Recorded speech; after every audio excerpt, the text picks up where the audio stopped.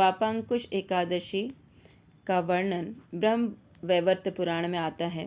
भगवान श्री कृष्ण और महाराज युधिष्ठिर के बीच ये संवाद का वर्णन होता है। तो युधिष्ठिर महाराज भगवान श्री कृष्ण से पूछते हैं कि हे मधुसूदन, अश्विन मास के शुक्ल पक्ष में आने वाली एकादशी का क्या नाम है? इस बारे में आप मुझे विस्तार से बताएं। तब भगवान श्री कृष्ण ने कहा, हे नृपश्रेष्ठ, इस एकादशी का नाम पापांकुश एकादशी है। यह एकादशी सभी पापों को नाश करने वाली है। इस एकादशी को विशेष करके भगवान पद्मनाभ की उपासना करनी चाहिए। इस एकादशी के प्रभाव से व्रत करने वाले की इच्छा पूर्ति होती है और साथ में स्वर्गीय सुख तथा मुक्ति मिलती है। तब भगवान विष्णु के केवल नाम स्मरण से विश्व के सभी तीर्थों के भ्रमण का फल प्राप्त होता है। अज्ञानवश पाप कर्मों में लिप्त मनुष्य भी अगर भगवान हरि के चरण कमलों का आश्रय लेकर उन्हें प्रणाम करता है तो उसके नरक का मार्ग बंद हो जाता है। जो वैष्णव शिव जी के प्रति अपराध करते हैं तथा जो विष्णु के प्रति अपराध करते हैं, वे दोनों भी नरक में जाते हैं। अश्वमेध यज्ञ करने या फिर सैकड़ों राजस्वी यज्ञ करके प्राप्त होने वाला पुण्य इस पापांकुश एकादशी का व्रत करने से इसका फल प्राप्त होता है। इस एकादशी व्रत के पालन से प्राप्त होने वाला पुण्य और किसी भी व्रत से प्राप्त नहीं होता। इसलिए यह एकादशी भगवान विष्णु को प्रिय है।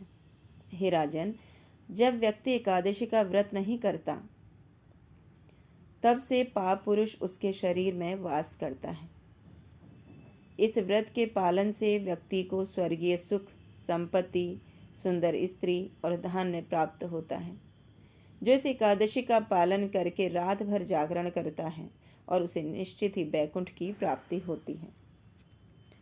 भगवान श्री कृष्ण ने आगे कहा, हे राजन, इस एकादशी के पालन से व्यक्ति अपने पिता का, अपनी माता का तथा अपनी पत्नी के 10 पीढ़ियों का उद्धार करता है। अपने बचपन में, यौवन अवस्था में अथवा वृद्धावस्था में कोई भी इस व्रत का पालन करता है, उसे भौतिक अस्तित्व से होने वाले दुख भोगने नहीं पड़ते। जो कोई भी इस पापांकुश व्रत का पालन करता है, वो सभी पापों से मुक्त होकर विष्णु लोक को प्राप्त करता है। इस दिन सोना, तिल, छाता, जूते, पानी, जमीन और गाय दान करने से दानदाता को यम के द्वार नहीं जाना पड़ता। जिंदा होकर भी जो पुण्य कर्म नहीं करता, उसे मृत ही कहा जाता है। उसका श्वास लेना भी लोहार के धौंकने के समान होती है। हे नृपश्रेष्ठ, जो मनुष्य दूसरों के लिए यज्ञ करता है, कुएं और सरोवर की खुदाई करता है, भूमि दान देता है अथवा दूसरे पुण्य कर्म करता है, उसे यमलोक जाना नहीं पड़ता। गत जन्मों के अथवा पूर्व जन्मों के पुण्य कर्मों के कारण ही लोग धनी, कुलवान, निरोगी तथा आयुष्मान होते हैं। एकादशी व्रत के पालन से प्रत्यक्षतः कृष्ण भक्ति मिलती है, जो अप्रत्यक्षता से भौतिक सुख सुविधा मिलती है। तो एकादशी का व्रत करना अति अनिवार्य है।